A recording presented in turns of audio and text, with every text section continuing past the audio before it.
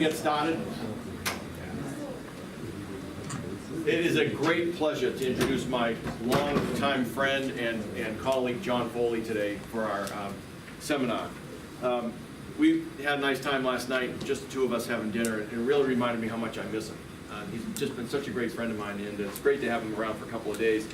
And John has a very deep Wisconsin connection. He got his undergraduate degree here, and then he got his PhD here, and then he was a faculty member here for 15 years. So that's a pretty long time associated with our university. And during that time, he became an international leader in our science, making major contributions to our understanding of worldwide changes in ecosystems, land use and climate, and global food security. John was also, I think, the first director of the Center for Sustainability in the Global Environment, SAGE.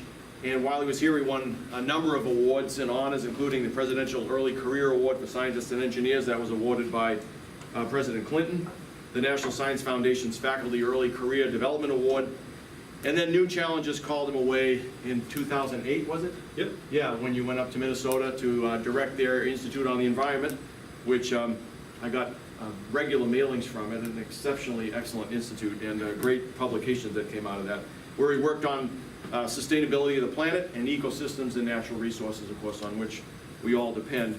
And then, restless intellect and energetic individual that he is, he went out to California to be executive director of the California Academy of the Sciences in San Francisco. And that's a huge institution. It has programs in scientific research, education, and outreach, the largest indoor coral reef in the world, among other things. Maybe we'll hear a little bit about this.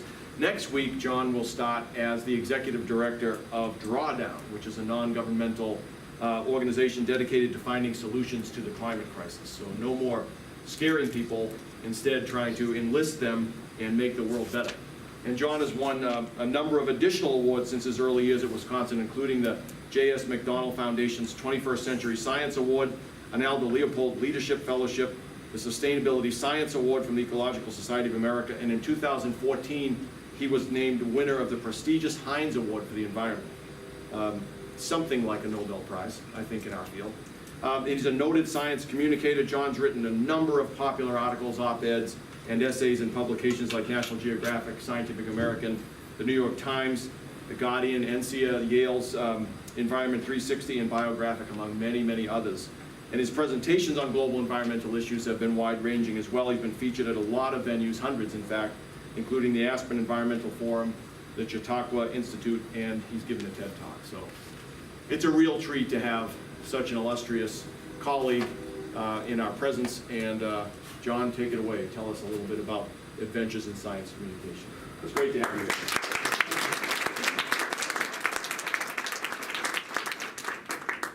Well, it's really a treat to be back here. I was talking to students here today, telling them, like, yeah, you know, I actually did my undergrad here and did a PhD here. It's funny, it was 31 years ago this month I came to Madison, Wisconsin, having never been here before, with a duffel bag and a transcript that said I was going to be transferring here as a sophomore into the physics department because I just wanted to study physics. Never been to Madison before, and I just decided to come here. And I showed up with a duffel bag, and somebody said, you should go to the terrace. And about 21 years later, I managed to stick around that long, largely because this is such an incredible place to be, and I'm just so reminded of that coming back here, surrounded by great friends, but also just such a great and wonderful campus. And you know, the whole it's changed a little bit since I was here too, so that's kind of nice. It's a lot easier to get to the terrace now than it used to be. Anyway, so a lot of things have changed, but a lot hasn't, and the good things are still here, which is fantastic. So thanks for a great welcome, and thanks to my good friend John Martin too. Just great to see you here and all these colleagues. I'm giving kind of a more informal talk today. Tomorrow I'm going to give a kind of a larger talk about kind of environmental solutions, especially about this new work I'm doing with this thing called Project Drawdown, and also work I've been doing at science museums about how do we really talk about the solutions to these big environmental problems, especially climate change. But today I thought, since this is going to be a little more mixture of students and some faculty and staff and colleagues around, but a lot of students here, I thought, you know, a lot of people today, especially young people who do science, realize how important it is to not just do science, but to communicate that. Especially in a department like this where you're working on things that are kind of life and death for folks, whether it's weather and severe weather and storms or climate change or natural hazards. You're working on things that truly matter to people, and we need to share that better. It's kind of the Wisconsin idea, in fact. that the boundaries of the university shouldn't be just the boundaries of our campus. It should go far beyond that. So I wanted to tell you a little bit about just some of my personal experiences of, kind of learning how over the years to be a little bit better science communicator. But mostly I'm going to tell you the mistakes I've made, probably. I think I've had more misadventures in miscommunicating science than maybe learning how to do it right. But we learn by doing. But here we are in the year 2018, and we're talking about communicating science to a larger world. That world has changed recently. It's changed very, very much in terms of the role of science in society, how we're perceived, how we're trusted, how we're listened to, if we are listened to at all. And let's just acknowledge that elephant in the room. When there's an elephant in the room, good thing to do is just introduce it to everybody.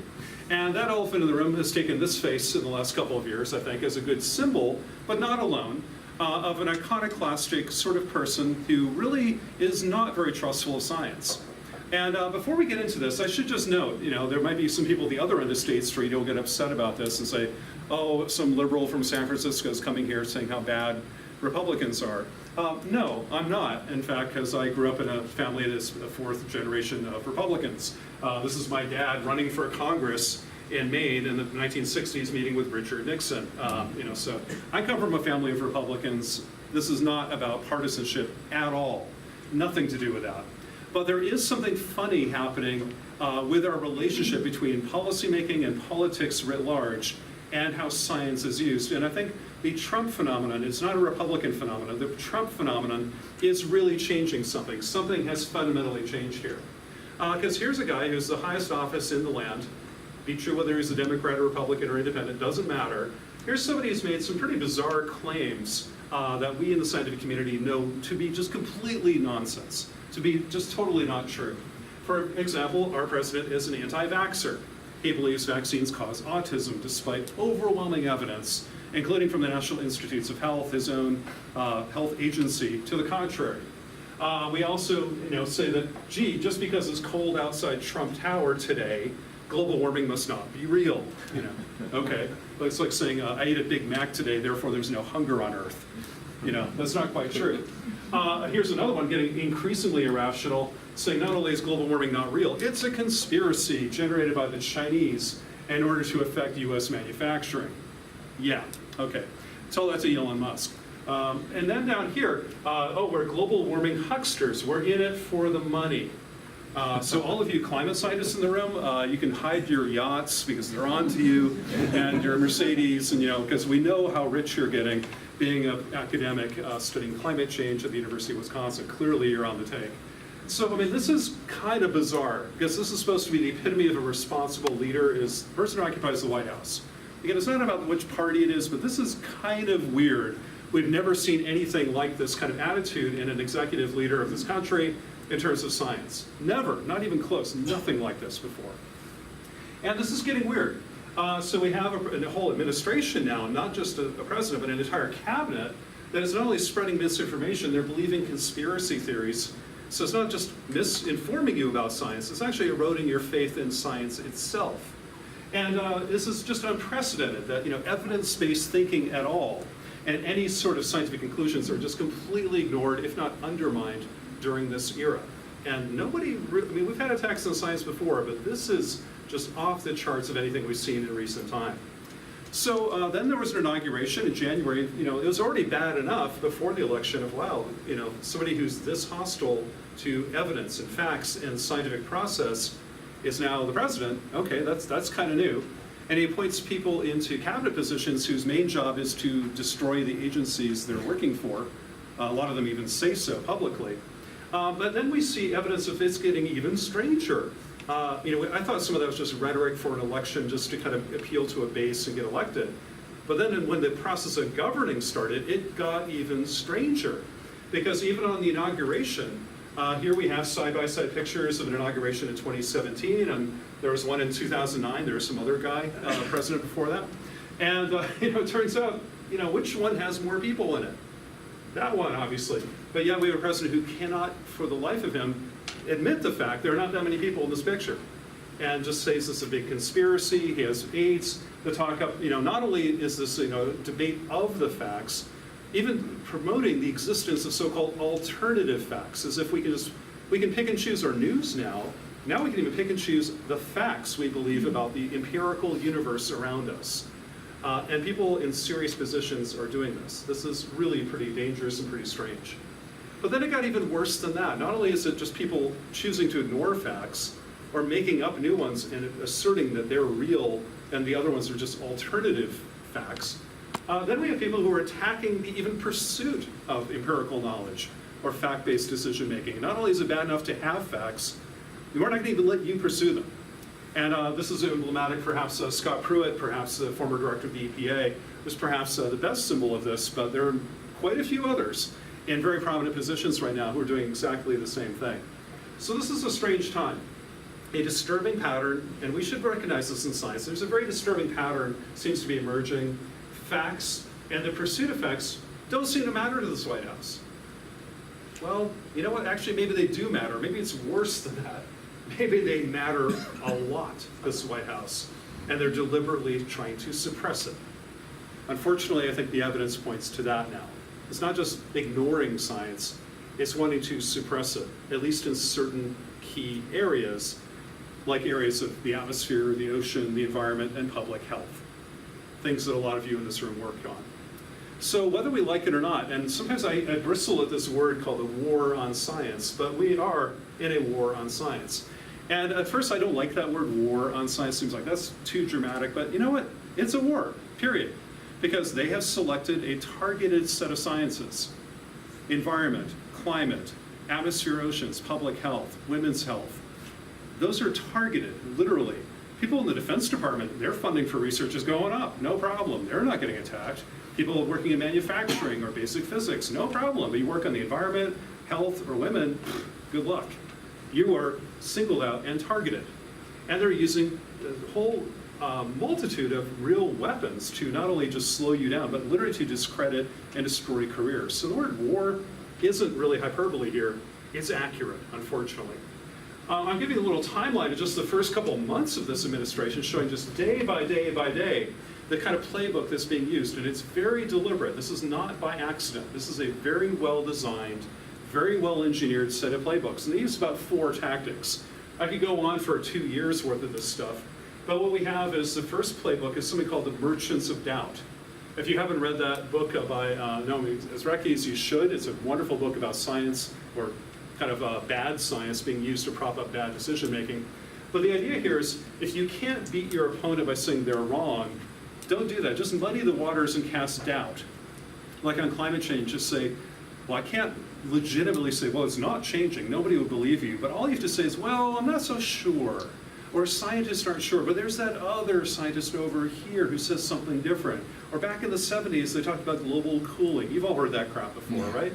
Well, it turns out that's not really true, and we know that the evidence is overwhelmingly on one side, but the reason that people keep doing that is just to delay, just to keep the conversation going, to just keep the argument going. Even if it's a fringe argument, it's just trying to keep it alive. And so this is so doubt. In fact, there are a lot of memos and organizations that do this that once said doubt is our biggest product. This worked for asbestos, it was used during tobacco, it's being used for climate change, it's been used for a lot of other issues. And it's a well-worn playbook used again and again and again, often by the same people working for certain organizations that keep on doing this, for guns for hire. And there's a whole industry of folks doing this, and they're very, very good at it. But don't fall for it. Second one, of course, is to intimidate and muzzle individual scientists. We're not used to being in the spotlight of public scrutiny, especially from politicians. It's scary to get a phone call from a cabinet secretary or a congressman or a congressional staffer or the White House and asking really targeted questions, or saying that, you know, maybe you're a fraud, or you're cheating with your data, or you're taking money dishonestly for your work. That's scary. And most of the people in science are not really well equipped to handle this. We're kind of nerdy, introverted, shy people. We don't really want to be in controversy. Yet here sometimes we are. And so that's really, really dangerous sometimes. But also muzzling scientists. I'll show you evidence later of hundreds of very well documented, not only attempts, successful censorship acts that have happened since Trump took over, more than all other presidents in history combined, in just less than 2 years. It's extraordinary. We've also seen not only dismissing good science, promoting bullshit science, of really bad anti-science policy. Here's a whole bunch of examples of this, especially in the EPA, that's happening here to just diminish, demolish, and destroy science as much as possible. And we saw that, and it's still happening in full force. And then fourth is just if you can't beat them with ideas, you can't discredit them, you can't intimidate them, let's slash their budgets. And we're seeing that too. And again, the budget cuts that have been implemented so far are very targeted. The Trump administration first proposed some pretty serious cuts. About $7 billion of budget cuts were first proposed by the administration. A lot of that got pushed back by Congress, but only in the popular science programs, like National Institutes of Health. Trump is proposing a big cut. Congress said, I don't want to go back to my district and talk about cutting cancer research, or heart disease research, or Alzheimer's research. I can't do that. So Congress restored that funding. They even increased NIH budget a little bit. Same thing with some parts of NSF, but not NOAA. Not the EPA, not Department of Energy's climate and renewable energy programs. Those are slashed even more. And not even NASA's Earth Science program, even though NASA overall saw some good funding increases, not on the stuff you do. And that's very deliberate. In fact, if you look at the budget cuts, they're pretty scary. And what they mean, so for example, the EPA's had a 30% cut, 30%. And this is huge. And 80% roughly of EPA scientists say they no longer can really do their jobs anymore because of this excessive loss of staff and budgets to just do what their baseline jobs were, let alone what the increasing responsibilities this agency should be doing. NOAA had a $250 million cut, almost all to climate observations, this kind of thing. A lot of you work with this. This is really serious stuff. Department of Energy on basic energy science around renewable energy. Not nuclear, not coal. Coal funding's going up. Burning rocks needs more research. I mean, really? But renewables like solar, wind, things are growing the US economy. $250 million cut. Huge. NASA, $100 million cut exclusively to Earth and climate observing programs. So don't tell me this is just random or it's just trying to save money across the federal government. It's targeted assassination of particular kinds of science that this administration does not want around, period.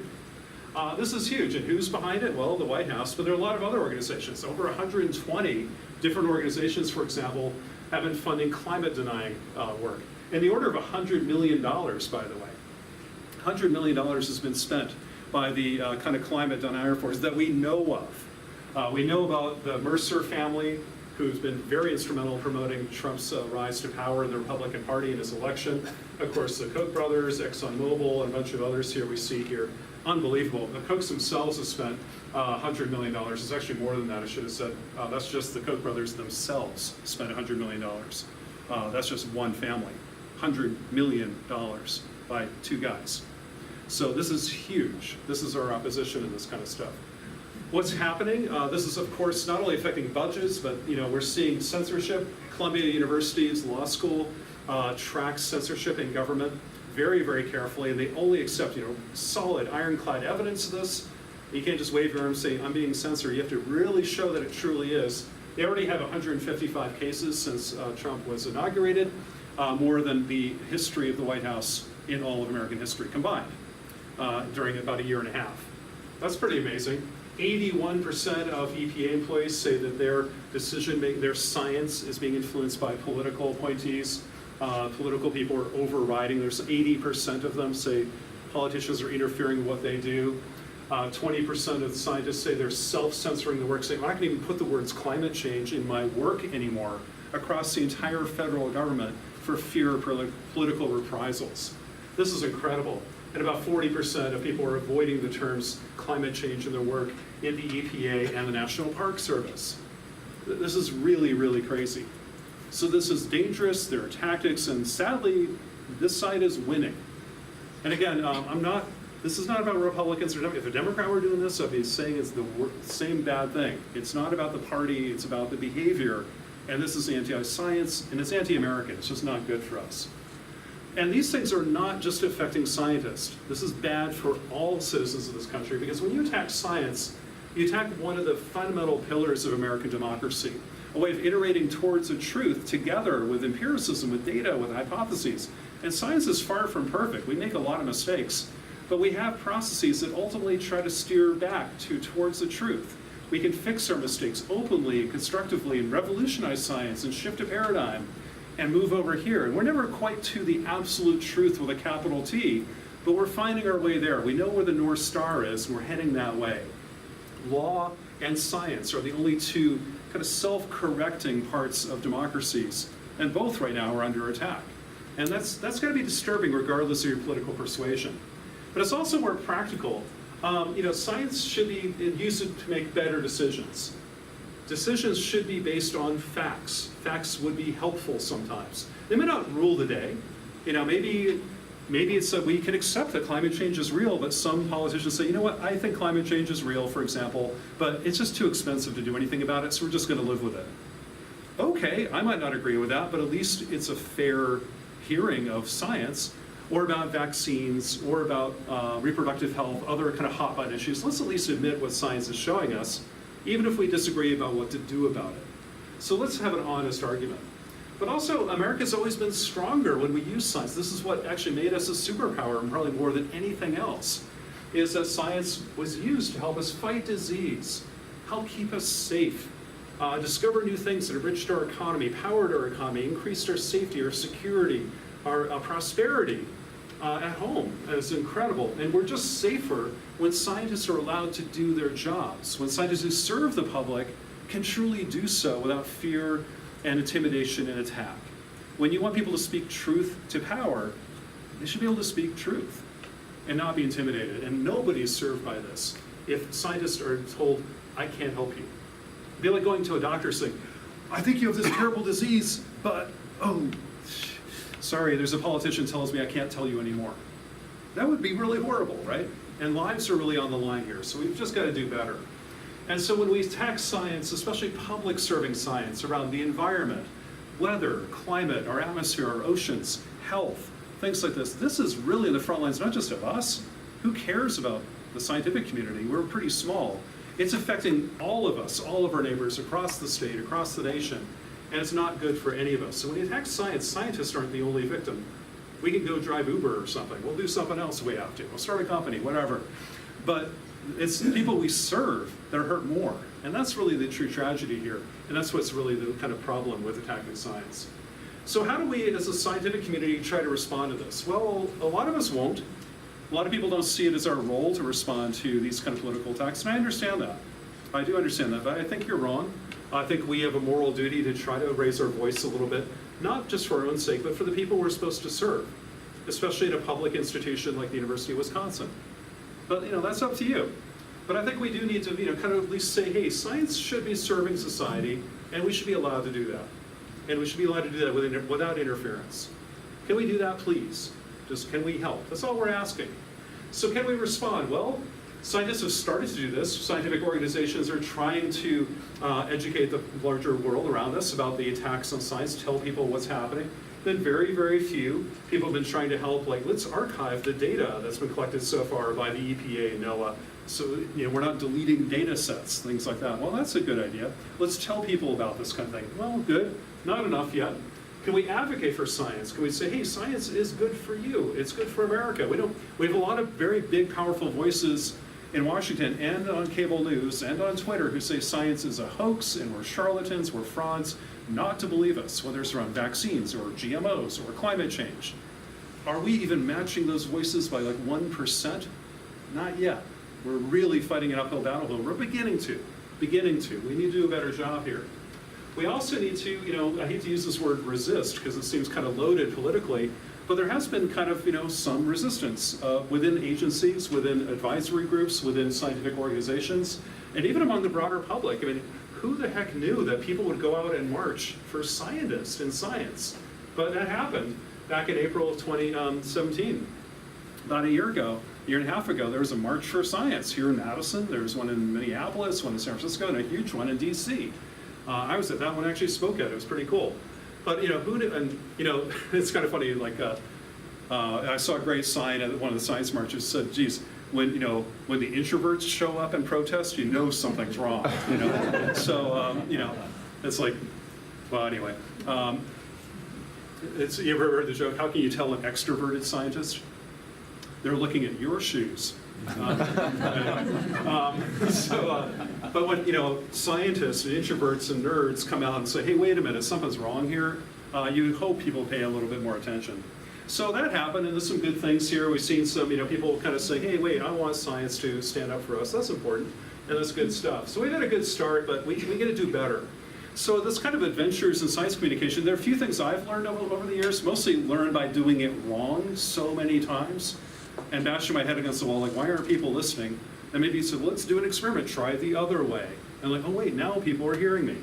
So what are some strategies that I've learned? And I want to show you a project that I've been lucky to be involved with, including some colleagues of yours from atmospheric science across the nation, in a project that's helping scientists kind of communicate better with the larger world. So I want to show you a couple film clips in a minute. But first I want to just share some strategies with how do we do a better job of sharing not only the knowledge content of what we do, but the importance of science to the larger world and why we do what we do and why it should matter to folks. So some strategies for going forward. Well, I already mentioned one is avoiding really obvious traps. One of them is the merchants of doubt trap, like don't fall for that. The other one is, how many times do you hear, and I bet you hear it in this room too, oh, science shouldn't be political. You shouldn't get political with your science, so don't talk about that stuff. Like, really? Go back to the Greek word of politics. It means the affairs of the city, or more loosely, the affairs of the people. So do you really mean that science should have nothing to do with the affairs of people in the real world? Or are you confusing politics with a lowercase p, meaning kind of policymaking, decision-making, engaging the public in a broader conversation about what should we do as a society, and should it be informed by evidence? That is politics. Or are you confusing with politics with a capital P, if you will, which is about elections, partisanship, and gridlock and divisiveness, what politicians professionally conduct as sport? No, don't do that. You shouldn't be endorsing candidates or picking a party or getting involved in an election. In fact, as state employees, you're forbidden to do that, and that's good, and that's right, and that's fair. But don't confuse politics as a policy-making process of political discourse. That's just civics. That's being a citizen. That's being a person of your state, of your country. I think you have a duty to do that, frankly. And so science and politics, don't just assume you can't talk about it, but there is a good firewall between like partisanship and elections and that kind of thing, of course. Don't be ideological or partisan, but you can certainly be political with kind of a lowercase p. Probably you need to be, because what you do is relevant to the public discourse. People should know more about how the atmosphere or the ocean work, and how weather works, and how storms are changing, and how climate might be changing, and why it matters. Don't you think people ought to know that? Well, that's political, whether you believe it or not. So science is very, very political. It just isn't partisan, and it should never be. The other thing we got to do is avoid the extremes.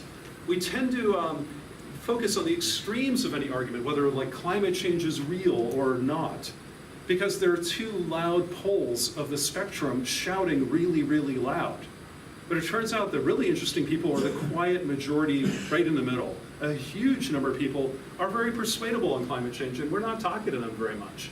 In fact, if you look at how American attitudes on climate change, there aren't two attitudes, there are about 6 modalities showing up in polling data about, hey, how do you feel about climate change? If you ask Americans. There's a group at Yale that does this every year, and they run a report called the 6 Americas Report, identifying kind of 6 modalities of how people in this country react to the concept of climate change. Over here, you have people who are really alarmed by climate change, like, oh my God, this is the worst thing ever. They're worried about drowning polar bears, collapsing icebergs, fires, hurricanes, everything, and they're scared out of their minds. And this is a top issue for them, and they're kind of alarmist about it even. And they belong to environmental organizations, they're big donors to environmental organizations, they show up at the protests, they belong in Greenpeace, they live in cities like Madison and San Francisco and Boulder, and you know where they are. So, there's that crowd. And when you speak to that crowd, you use fear. You show them the drowning polar bears and the big hurricanes and the big bad fires. And you use Al Gore and Leo DiCaprio. And you scare the hell out of people here because you want their money and you want their activism. Problem is when you speak to that fringe of America, you piss off this group over here. That's the other 15 or so percent who probably listen to Rush Limbaugh.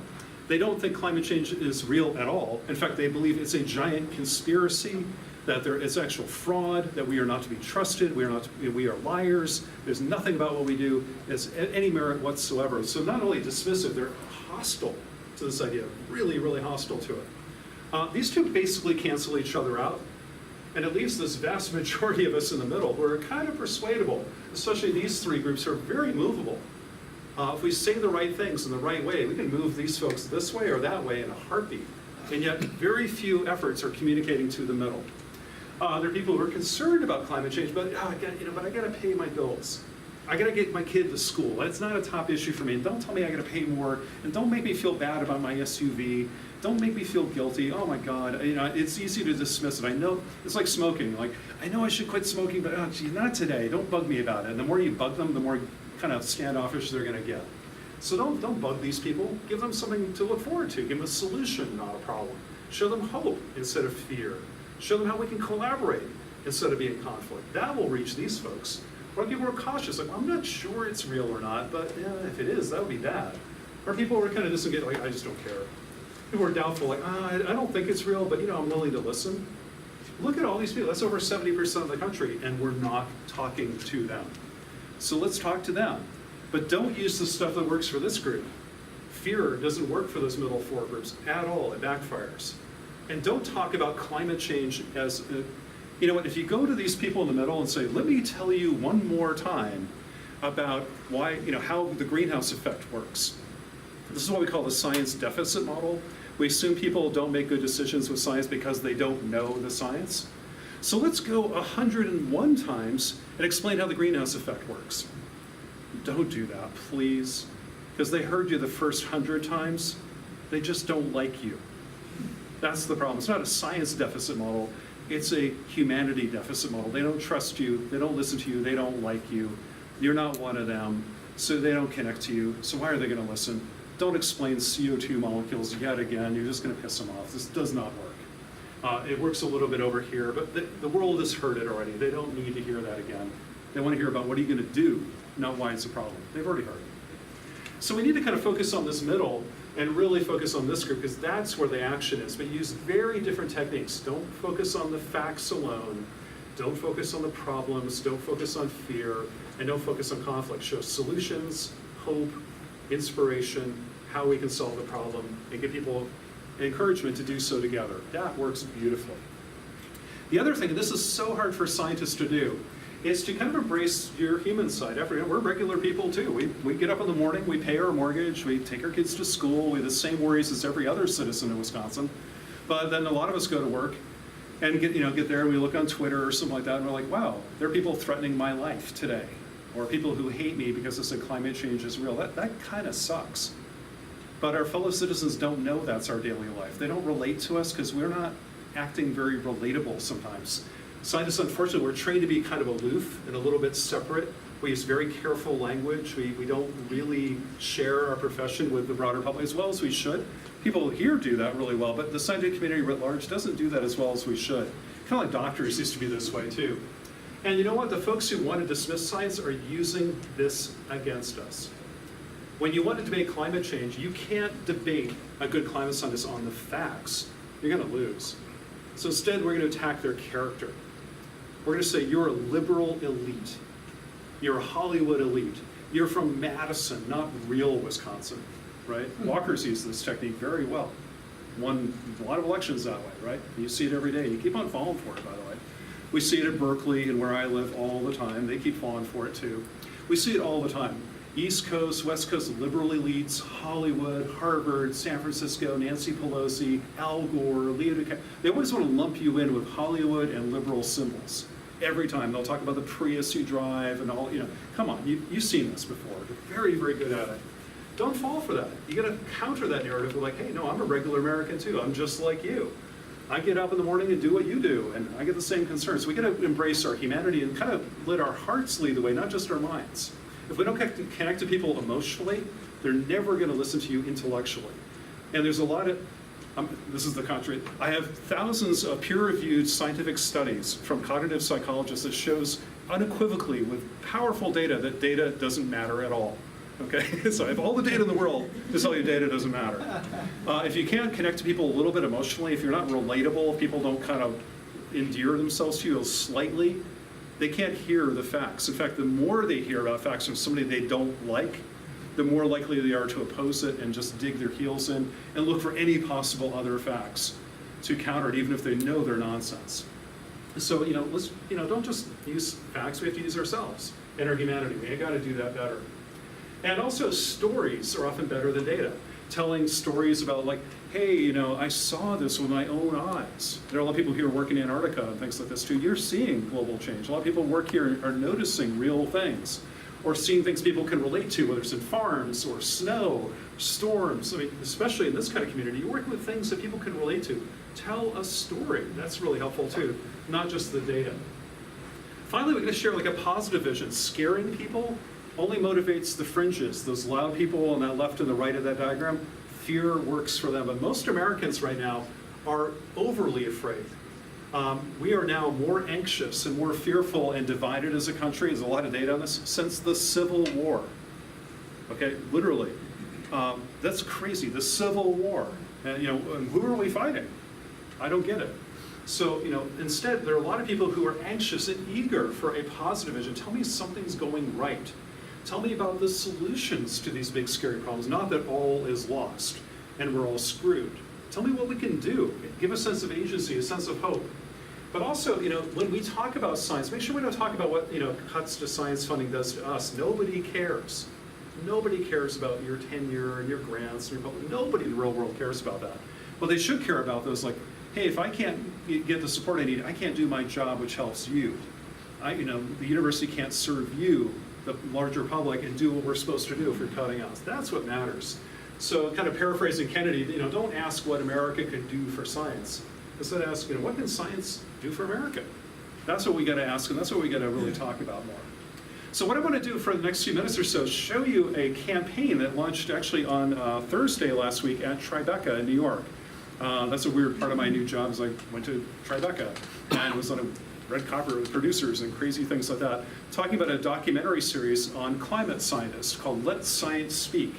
It's 6 very short films. They're about 5 to 7 minutes long. They're intended to be shown on these screens, not in movie theaters, because we want people to actually see them.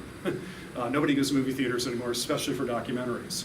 So they're shareable. They're going to be on YouTube native. You can share them on Facebook, Instagram, Twitter, whatever you like. Very, very easy. It's called letsciencespeak.org, and there's this little hashtag and this kind of thing. There are 6 of these films. I'm unfortunately in one of them. I'm not going to show you that one because it's like horrible. The main character is terrible. But the other 5 are interesting. I'm going to show you 3 of them. And one is a friend of this department's. In fact, he gave the robotic lecture a couple of years ago. It's a meteorologist a lot of you know named Marshall Shepard.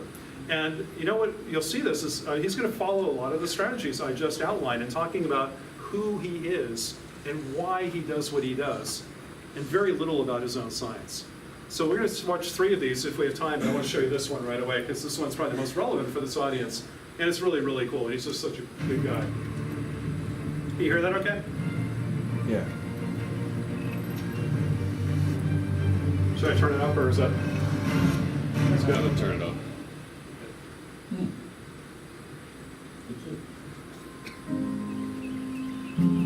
We are in an era where it feels like science is under attack. Federal scientists are being withheld from meetings. Their reports are being censored. That is very disturbing to me. Science is, at its rawest form, apolitical. ICE doesn't care whether you're a Republican or Democrat, it just melts.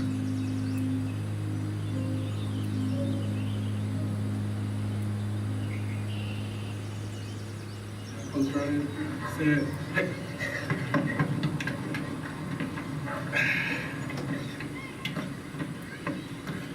I am a scientist, but that's not who I am. I'm a father, I'm a husband, and I'm someone that cares about not only the community I grew up in, but the global community. I've been interested in weather since 5th or 6th grade. I was never interested in forecasting the weather. I was more interested in the how and why. The questions from my youth stayed with me through my time at NASA, at the University of Georgia, and at the Weather Channel. They really are what motivate me today.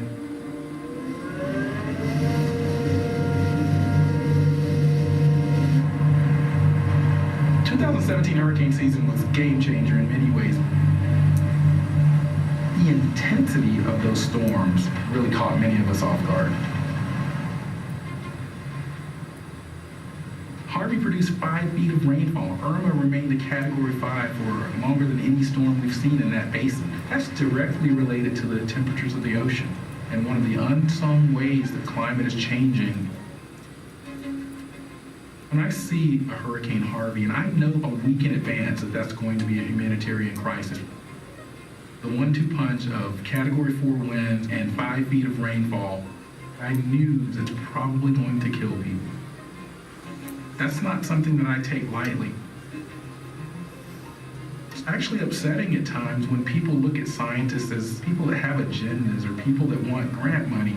This is not about a grant. I will look someone dead in the eye and say, I hope you are right that this is a hoax, because if I'm right, my kids lose.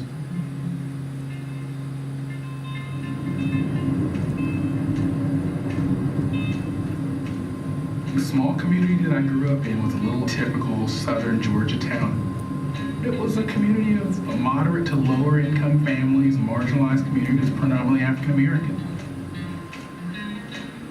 Those types of people that I grew up around are some of the people most vulnerable to extreme weather and climate events. Have a hurricane barrel through and you lose property, or you have medical expenses. Of course, people that are already economically vulnerable are going to experience more hardship.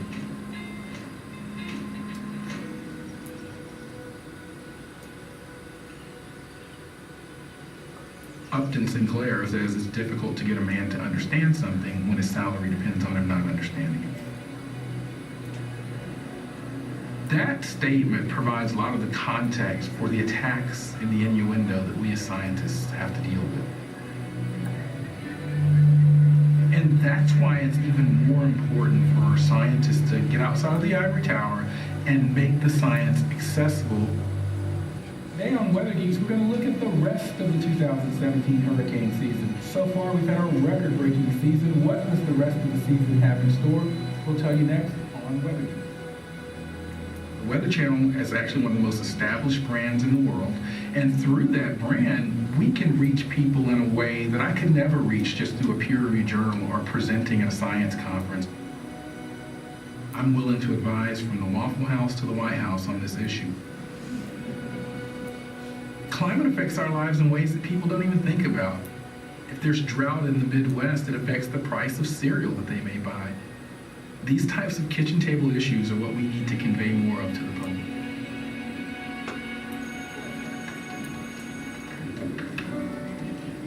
If I were to draw a cumulus cloud, how would I draw that?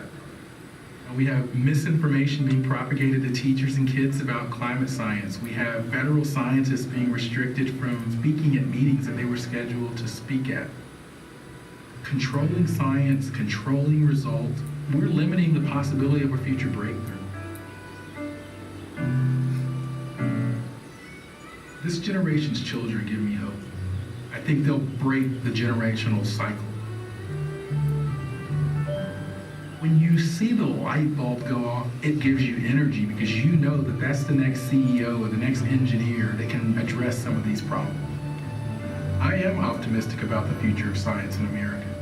Will we have challenges? Yes, but we've always moved the needle forward. This is not a game, it's not about winning or losing, it's about the future of our kids, and it's about our present too.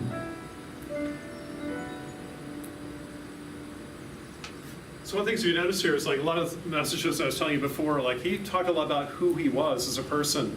He didn't do any meteorology lessons in this at all. I didn't talk about advection or potential vorticity or adiabatic, whatever, you know. He didn't do that. It wasn't a science deficit model, it was a people deficit model. I want to let you know who I am.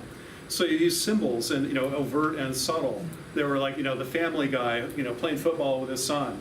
He's volunteering at his daughter's school. He's a big football nut, so he's walking through the Georgia Stadium. You know, like, this is great. You get to know who this guy is.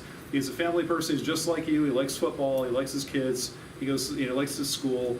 Very, very relatable. But then it's also like why he does what he does, not who he is, but also why. because of his upbringing. He was the son of a single mom from a pretty tough town in South Georgia, where people are really in the front lines of being in the receiving end of these kinds of events. And he talked about that too, in very powerful, evocative imagery. So that's how you communicate to that audience, not just giving a lecture on thermodynamics and storms. So that's a different kind of thing. You do that here. Out there, you get us to talk about the who you are and why you do what you do and why it matters to you. And I think he did a really good job of this too, so it's really fantastic. There are a bunch of other ones. Let me just show you one other one. There's this one, the one I'm in. There's also one from Catherine Hayhoe, who's an evangelical Christian climate scientist. She's wonderful. Jacqueline Gill, who did her PhD here at Wisconsin with Jack Williams in geography. She's featured. She's now at the University of Maine. She's absolutely wonderful. She grew up in a Navy household, and her dad worked at a coal power plant. She talks about how this issue's divided their family, but how they're coming back together again. It's really very, very sweet and moving. Dawn Wright, who's an oceanographer, works for Esri, the big mapping company in California, and private industry. She talks about economic competitiveness and why science matters to the public sector. And then this last one, I'm going to skip the one with Catherine because I don't have time to watch that. But I want to show you one last one of an ecologist, not a meteorologist or oceanographer, but a guy named Alan Townsend, because this one's really, get your Kleenex ready. This one's pretty tough. He's a very close friend of mine, and it took me a little bit to convince him to do this because the subject matter is deeply personal and whether he wanted to talk to the world about this or not. But he decided to, and it's really, really beautiful. Also, I should mention, on this film series is half women, half men, 1/3 people of color, and all 6 are damn fine scientists. So it's a really good thing to make sure when you do this, you want to look like the people you're trying to talk to, and make sure they see themselves in the representation of science. Now, let me just show you this last one, and I'll wrap up. This is from Alan Townsend from the University of Colorado.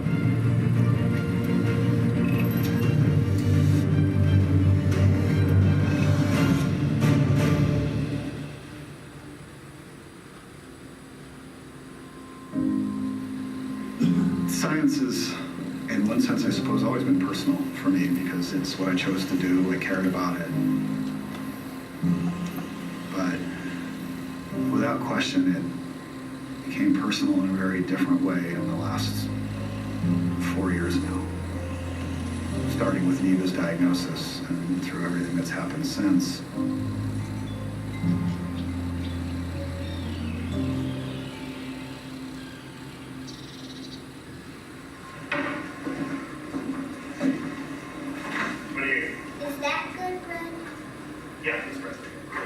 Since I started becoming a scientist, things have changed a lot. And that's what concerns me. You know, when I was first in this, of course there were debates, there was climate denial, there were all these things, but the tenor of the discussion, the fundamental trust in science, all of those were far better than what I see today. If we don't restore that trust in science, I think we're in real trouble. I watched as science literally changed the lives of my daughter and my wife.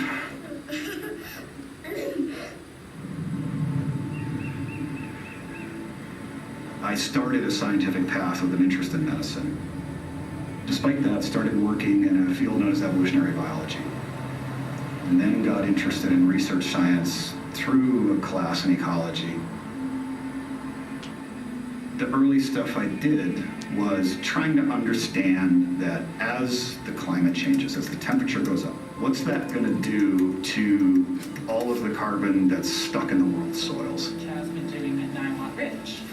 Part of that's about looking at questions like how do we grow our food and how can we grow our food better?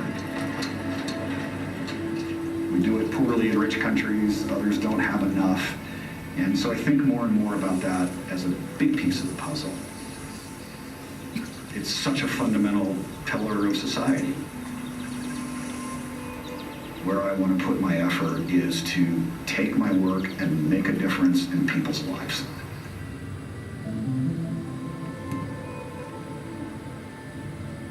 I met my wife Diana here in Colorado. She was a beautiful person in so many ways.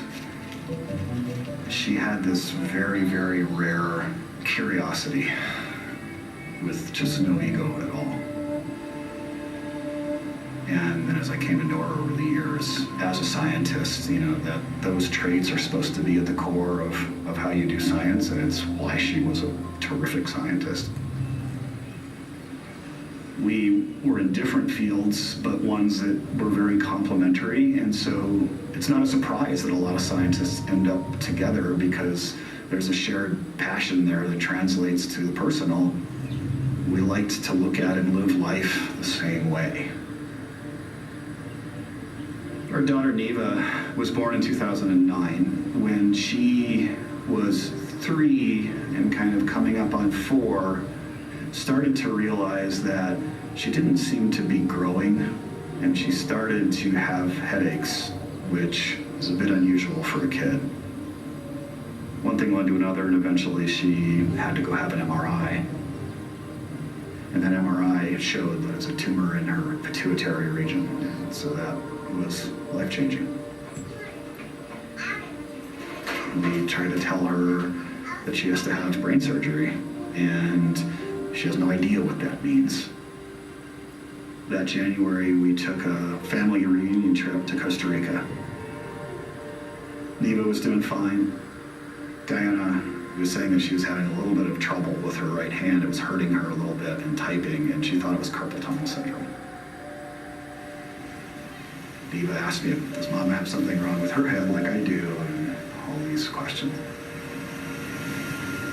Diana's diagnosis was glioblastoma, which is pretty much the worst brain tumor you can get. There are exceptions, but basically nobody lives through one of those, and most people don't live very long. And so that was staggering. The system started to shift down. I was with her the whole time, sat with her, and she died right there. Yeah.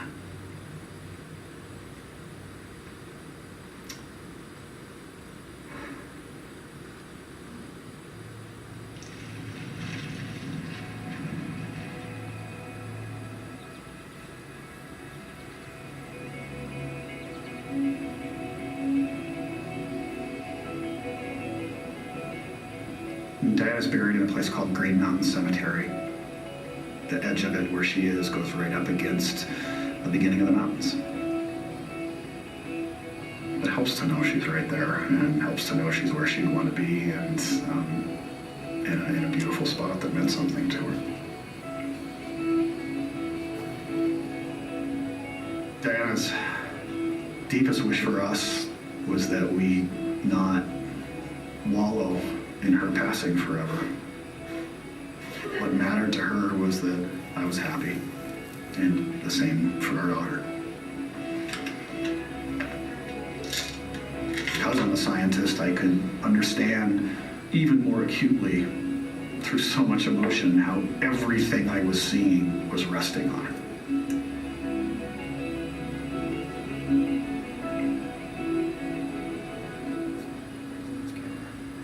Our daughter Neva is in a place now that she hasn't been. She's tumor-free, and these moments of medical intervention are not ever present for her.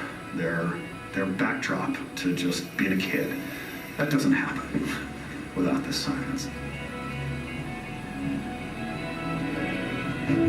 It's made it so much more personal for me. It's made it so much more fundamental that I give everything I can to support science.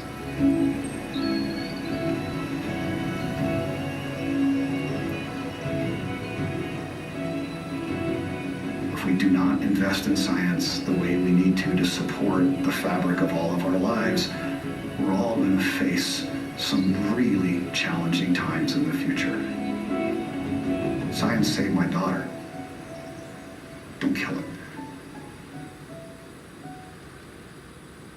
Yeah, so that one was a little tougher, as you can tell, but this video, as you can really see, really was embracing his humanity in a way that, as scientists, I think we're very uncomfortable doing. How many of us would be willing to share that story with anybody, let alone a TV crew and at a film festival and tens of millions of strangers on the internet, some of whom are going to write nasty comments about your dead wife and about your daughter who has to have shots every day so she can continue to grow. But he was brave enough to do that. And in fact, his his wife, who passed away, wanted him to do this before she died. She talked about doing things like this. So that's incredibly brave. And you saw how powerful it is for just regular folks. And it didn't talk about his science very much at all, but just kind of who he is and why he does what he does. And before this was released, it was tested with thousands of people in focus groups. Serious cinematographers did this. And they found kind of pre and post testing, people were especially climate skeptics folks, wouldn't listen to who this person was. He's from Boulder, Colorado, and he's an ecologist who drives a Subaru. And his wife is a scientist in studies Antarctic ecosystems, and he's going to talk to you about climate change. The skeptics were like 99%, I don't trust him. Then they watched this video, 99% of people said, I trust him. That person would not lie to me, and I'm willing to listen now. And if he just talked about carbon and greenhouse gases, wouldn't have worked. This did. So it's very, very powerful. Also, you notice the cinematography is really gorgeous. This is really beautifully produced. And those of you under 30, not including me for sure, will recognize the music was composed by a guy named Patrick Stump, who's the lead singer for Fall Out Boy. My daughters thought that was the coolest part of the whole thing. That got it. This premiered at Tribeca, and it was first released in Rolling Stone because of this, because of the musician who I'd never heard of. But my daughters thought it was cool. That was amazing. And then it's in Time. This is going to be seen. This has already been seen by far more people than Al Gore's second movie, the Inconvenient Sequel. They're probably going to get 20 to 30 million people will see and share this. And it just went on social like yesterday, basically. So this is pretty cool. But that's the kind of campaign that probably needs to be done for science. It's one that I was the science advisor on. Unfortunately, I'm in one of these.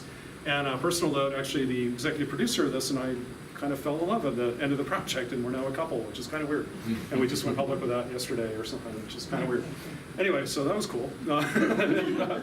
Anyway, at the end of the day, I guess a lot of people, the students were asking me today too, why should I continue to work on science and science communication? Why do you do this? This is hard. Why do we do these things anyway? And I'll just leave you with these last couple of thoughts is, we probably got into this business because we cared about science. We cared about the people we serve. We're just fascinated with awe and wonder about the natural world around us, especially weather and climate and things like that. Absolutely. So let's remember why we're doing it. But right now, these are the reasons, at least speaking for me, why I want to stand up for science a little taller right now. I think we got to lean in a little bit more.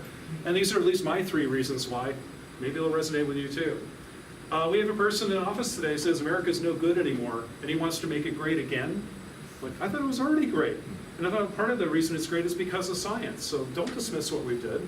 America has led the world. We defeated fascism. We ended the Cold War. We defeated polio, smallpox even. We fed the world. We landed on the moon. We're exploring the cosmos. We cracked the code of life.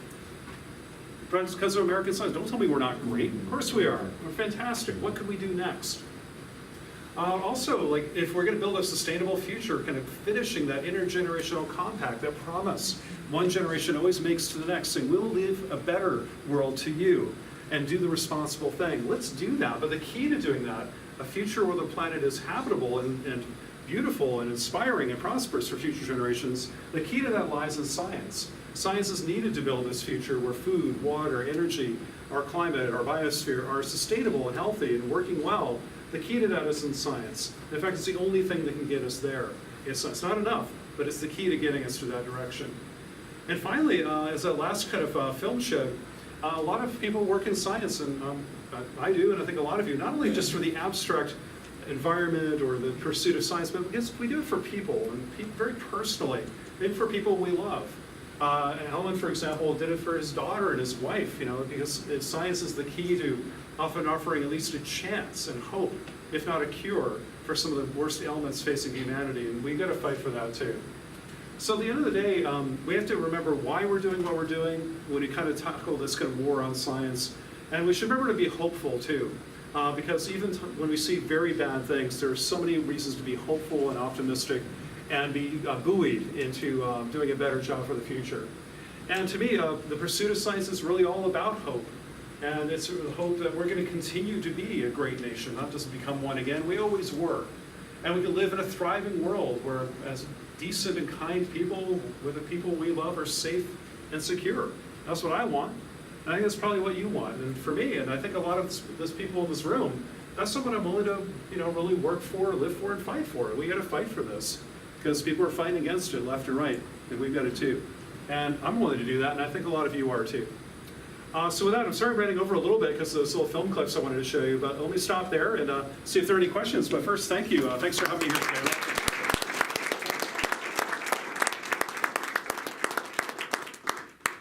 And happy to take some questions, especially first from some students or something too. They tend to be a little more reluctant to ask questions. Anybody?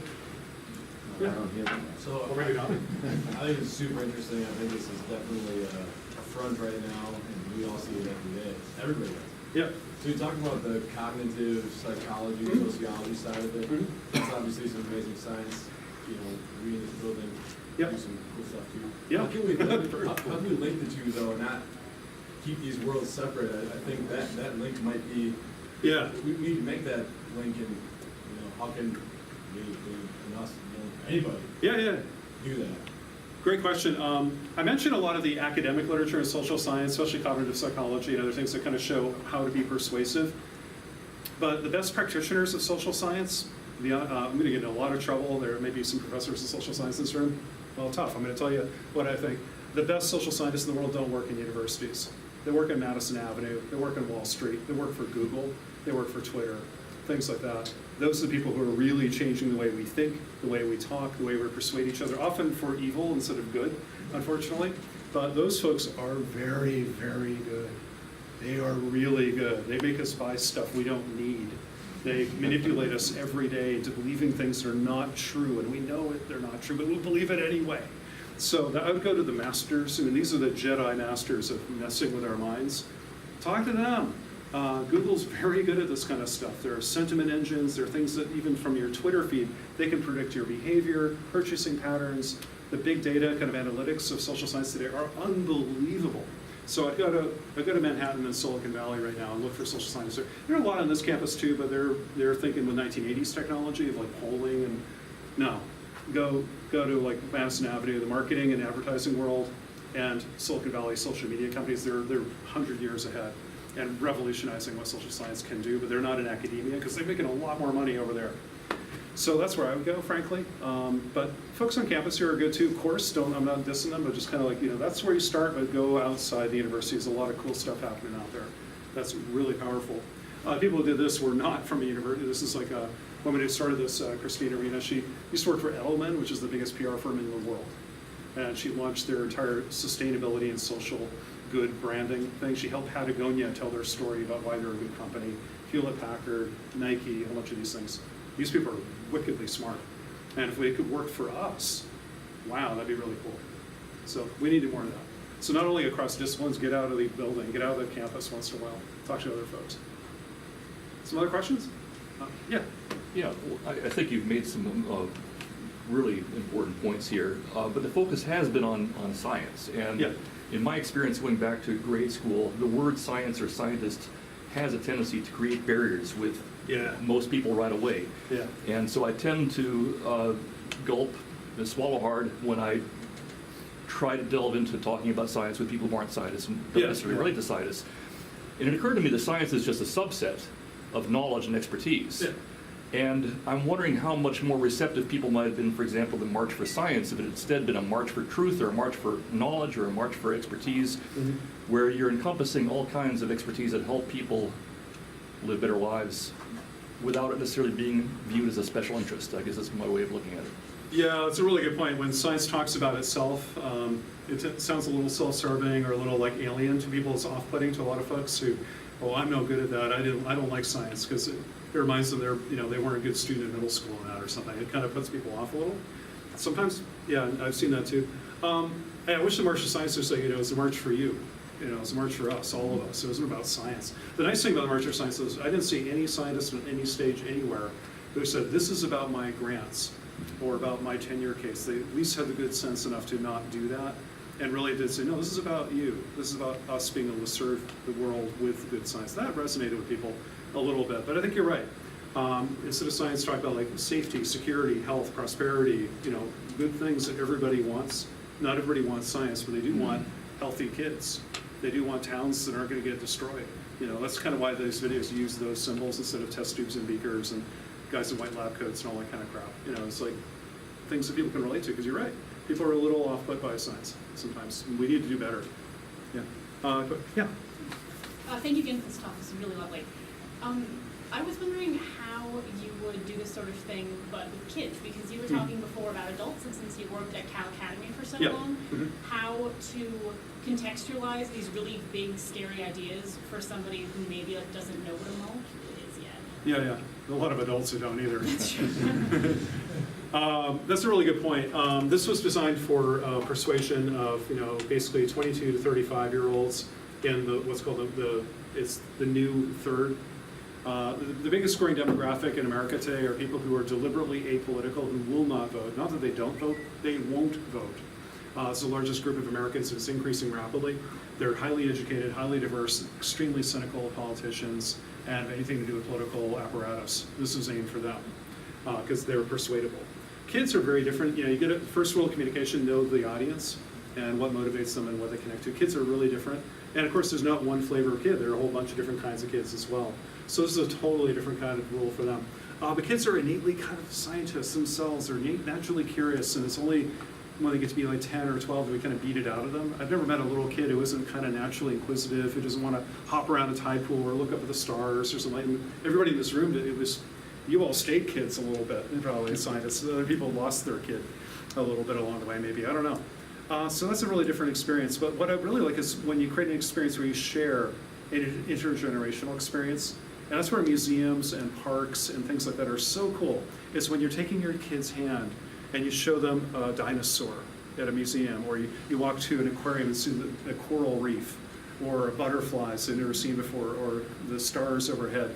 That creates a moment of awe and wonder and love between generations, and that is so powerful.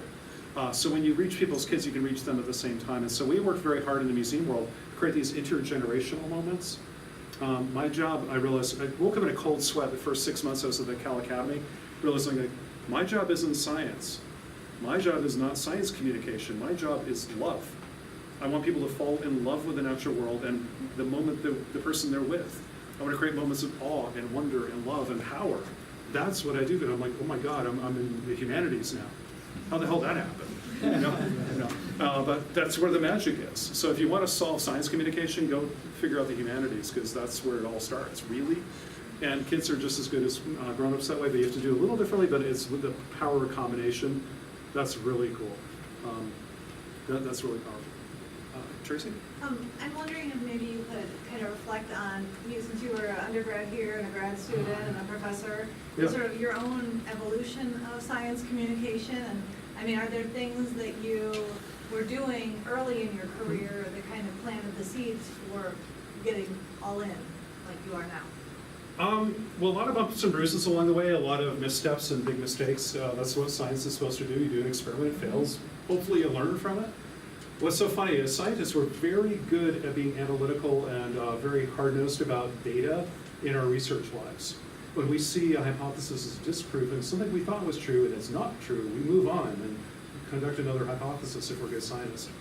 But in outreach and education and communication, we're terrible scientists. We keep on doing the same stupid crap year after year after year, even though we know it doesn't work, but we just do it anyway. And even though overwhelming evidence is telling us not to do it, we keep on doing it anyway. So the science deficit model, I'll tell you again, don't do that. Everybody you'll ever meet has heard of climate change. They don't need it explained to them again. They just don't like you. They don't relate to you. You gotta find a different way to talk to them. But you know what?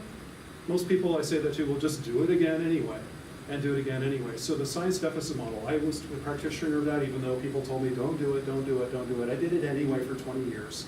Finally, like, oh, it took me a couple thousand failures to realize, wait a minute, maybe if I try something else, it might work. The other is being a little bit more open and human. Like scientists, we tend to be, kind of introverted people. If we are open, it tends to be like we're performers on a stage and we talk about our professional life, but never our personal life. We'd never do that.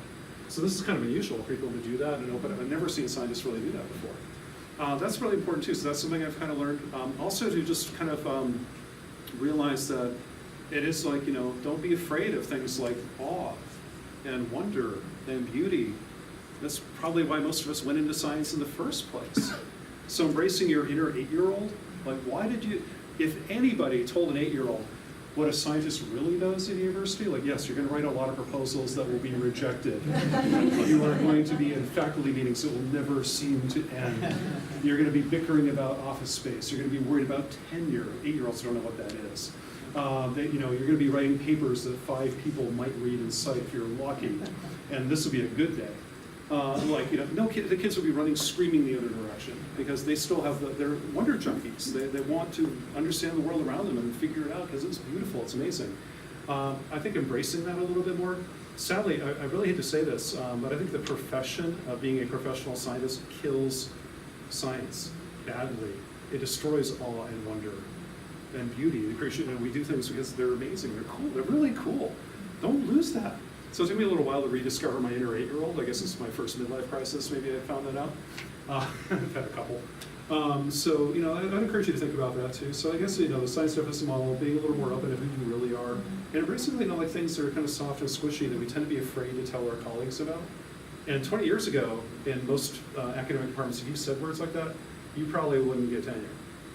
I mean, Carl Sagan never got to the National Academy of Sciences because he dared to be on TV, even though he's one of the most prolific astronomers in the 20th century. People used to punish people for doing this. Then they moved to tolerating it. Now we're mildly encouraging it at the best universities. That's good, but we've got the ways to go to fully encouraging and making it really a rewarding part of being like a faculty member or a staff member at a university. It's still, or where's the chapters of your dissertation that are about this, about public engagement? We say it's important, it's the Wisconsin idea. But can you do half of your dissertation with that kind of work product in a PhD in any university yet? Nope, not that I've seen. We should, I think, but it'll take a little while. So anyway, so things for me to learn. And also, don't be fearful. Like, so many of us can't imagine doing something else. Like, I just jumped into a couple different careers without looking for the net. That was scary, but it was fun. It turned out the reward is far bigger than the risk, but you couldn't see it from there. So just jump once in a while, it's okay. I don't know, Larry? Yeah. Let's get some people in the back too. And if anybody wants to go, it's way past time. I won't be offended if you need to skedaddle.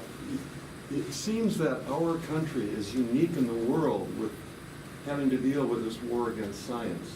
We're the only one withdrawn from the Paris Climate Accord. Mm-hmm. Have you thought about what makes us so unusual in this world?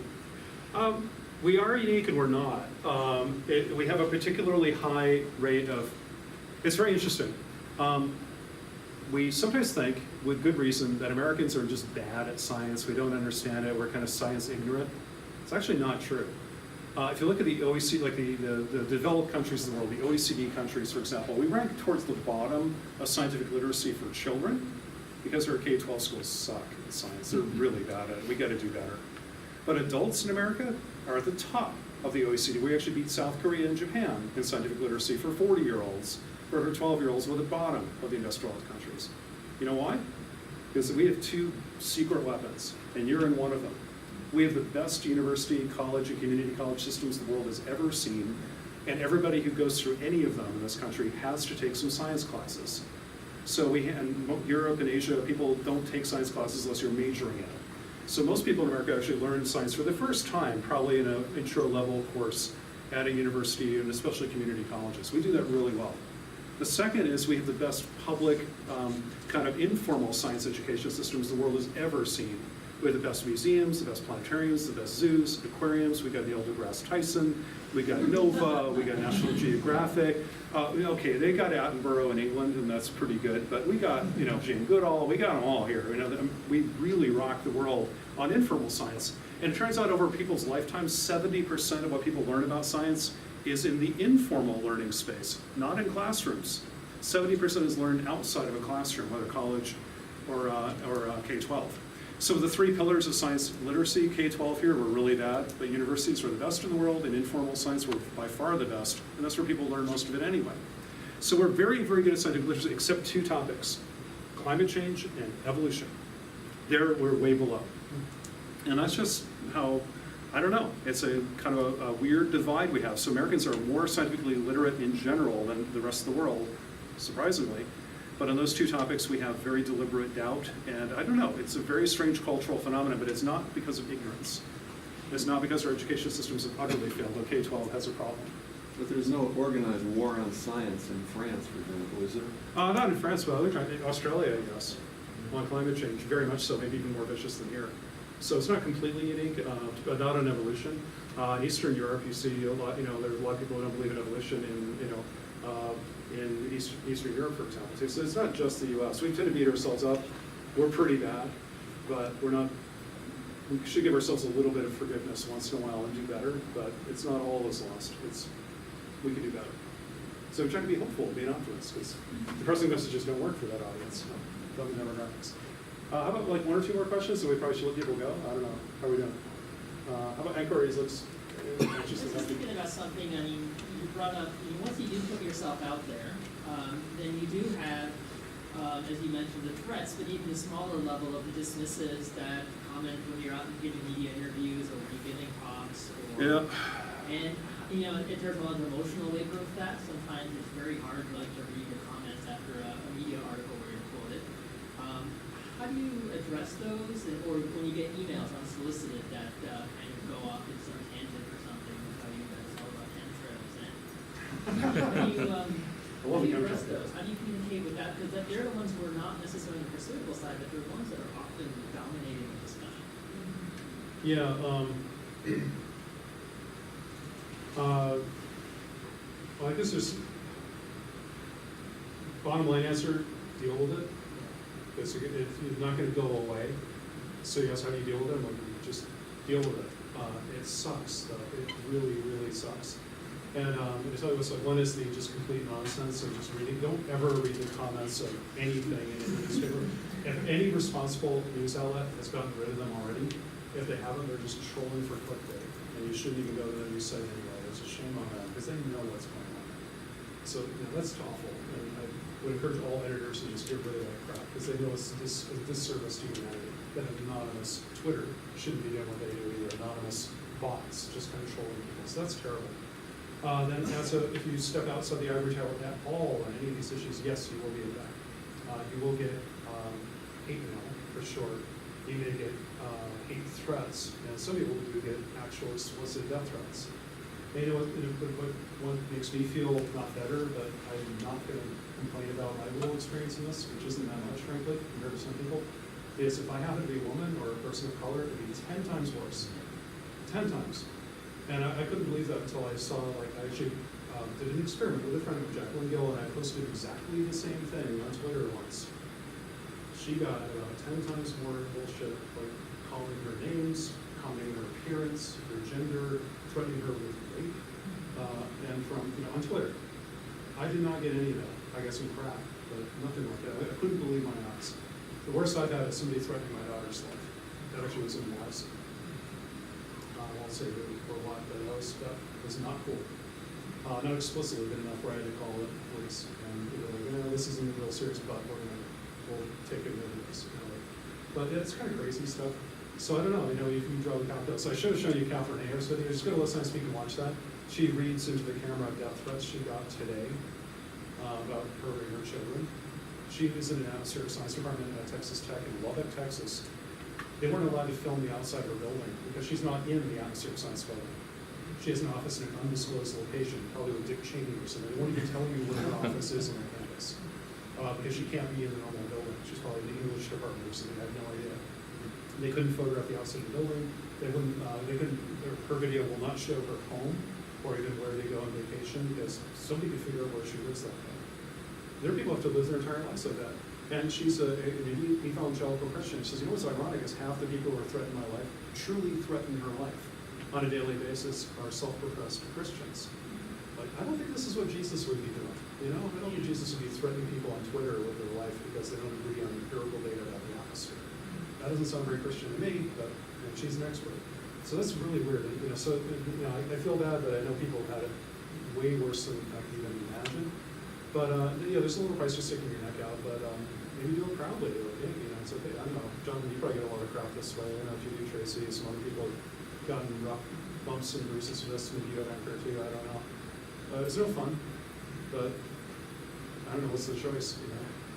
I don't know. Other people are far worse. So you think that's bad? Think about people who are like physicians who provide safe abortion practices or something like that. They literally have to hire bodyguards for to protect them and their children. So again, maybe it sucks, but there are people who are far worse off than you are, who are doing noble work too, or work that they think is important for the world. So I don't know. They're protecting themselves against pro-lifers, right? Yeah, Yeah, ironically. okay, that makes Yeah. sense. Well, whatever. I mean, there's Yeah. passionate people. And was it Stan Temple here on campus? Maybe about 20 years ago, I think it was 15 years ago.